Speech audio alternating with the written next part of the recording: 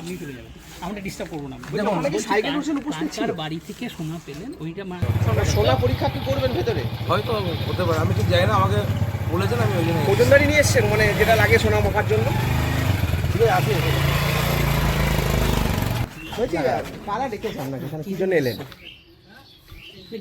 সেটা বলুন। কি জন্য এলেন? স্যার ডেকেছেন। মানে আমি সোনা পরীক্ষা কি করবেন ভেতরে? হয়তো হতে পারে, আমি ঠিক জানি না, আমাকে বলেছেন, আমি ওই জন্য ওজনদারি নিয়ে এসছেন, মানে যেটা লাগে সোনা মাপার জন্য। ঠিক আছে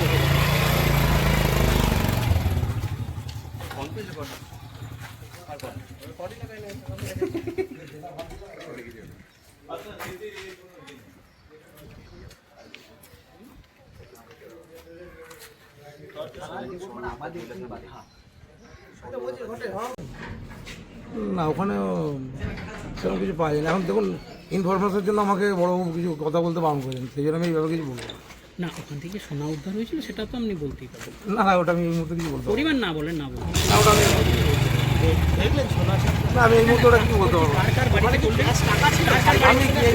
বলতে পারবো না। না, আপনি চলে যাবেন, আমাদের ডিস্টার্ব করবো না।